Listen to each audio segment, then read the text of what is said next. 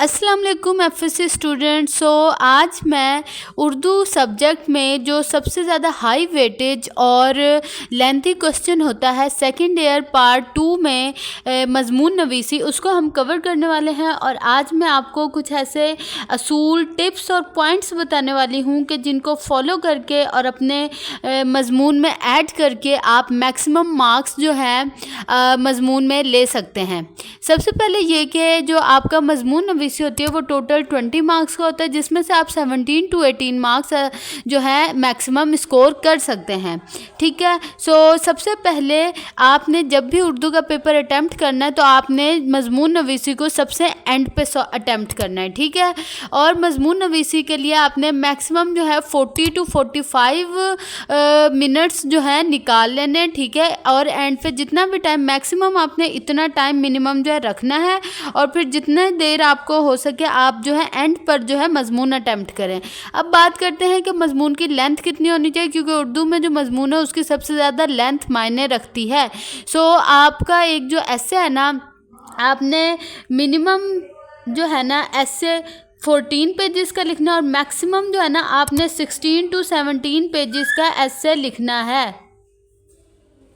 ठीक है। इतना लेंथी आप ऐसे लिखेंगे जब भी आपको 16 to 17 मार्क्स मिलेंगे।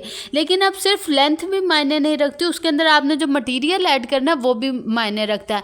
सबसे पहले आपने मटेरियल में किस किस पॉइंट्स को फॉलो करना है। हेडिंग्स आपने ऐड नहीं करनी होती हैं ऐसे में। ठीक है। आपने पैराग्राफ्स की फॉर्म में ऐसे लिखना है। प्रेजेंटेशन इंपॉर्टेंट है। ठीक है। आपने जो है ना मतलब कि सबसे पहले जो होता है अच्छे से उसका नाम लिखना, जो ऐसे का नेम होगा। ठीक है। 605 मार्कर से। उसके बाद सबसे पहले आपने जो है तमहीद लिखनी होती है। तमहीद क्या होता है कि इंट्रोडक्शन, यानी ऐसे किस बारे में है उसके बारे में आपने इंट्रोडक्शन पे 1 से 2 पैराग्राफ लिखने होते हैं। ठीक है। उसके बाद फिर आपने बीच में जितने भी उस ऐसे के रिलेटेड जितने भी पॉइंट्स हैं ना, उन सबको आपने पैराग्राफ की फॉर्म में लिखना होता है। तकरीबन एक पेज पे आप 2 पैराग्राफ्स लिख सकते हैं। ठीक है। और बीच में जो आपने रेफरेंसेस ऐड करने होते हैं। ठीक है। जिसमें आपके अशआर आ जाते हैं, हदीसें आ जाती हैं, फरमान आ जाते हैं, आयात आ जाती हैं। ठीक है। ये सब कुछ आपने ऐड करना होता है। मैक्सिमम जो है ना आपके एक पेज पे जो है ना मिनिमम जो है 1 कोट ऐड आप कर सकते हैं, या फिर ज़्यादा से ज़्यादा 2 कर सकते हैं। ठीक है। और फिर उसी को ही आप थोड़ा सा खुद से भी एक्सप्लेन कर सकते हैं, या फिर मैं आपको कुछ जो है हेल्पिंग बुक रिकमेंड करती हूँ जिसमें से जो है बहुत अच्छा लिखा होता है। ठीक है। तो आप उनसे जो है ना मटेरियल इकट्ठा कर सकते हैं। शरह सरमाया उर्दू, तफहीम उर्दू। ठीक है। इसके अलावा कोई और नोट्स जैसे किप्स के या यूनिक के, वो भी बहुत अच्छे होते हैं। तो इनमें से आपने सिर्फ किसी एक बुक को ही फॉलो नहीं करना। ठीक है। आपने डिफरेंट बुक्स लेकर 1, 2 या 3 उनमें से आपने जो आपको इम्पोर्टेंट और अच्छा लगे ना मटेरियल, वो आपने अपने ऐसे में ऐड कर लेना है।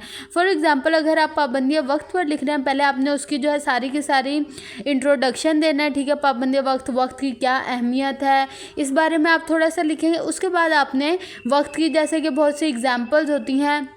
ठीक है। तालिबे इल्म की ज़िंदगी में, मज़दूर की ज़िंदगी में, कायनात के लिहाज से, मतलब इस तरह से जो है जितना आप उसे बढ़ा सकते हैं ना उतना बढ़ाएं, और उससे रिलेटेड जो भी आपको हदीस मिले, जो भी कुछ मिले, वो सब कुछ ऐड करें। पैराग्राफ्स की फॉर्म में लिखें और साथ बुलेट लगा दें हर पैराग्राफ के स्टार्टिंग में। ठीक है। और एंड पर आपने क्या करना है, सबसे एंड पर आपने जो है ना हासिल कलाम लिखना होता है। मतलब अब इस जो टॉपिक है इससे रिलेटेड आपको क्या नतीजा मिला, आपने क्या जो है नतीजा अखज़ किया है, वो आपने हासिल कलाम में लिखना होता है। और एंड भी आप ऐसा करें कि किसी शेर या हदीस वगैरह के साथ करें, और स्टार्ट भी आप जो है तमहीद के बाद कोई एक शेर वगैरह ऐड कर दें। तो इस तरह करके आपका जो है बहुत अच्छा ऐसे तैयार हो सकता है। ठीक है स्टूडेंट्स।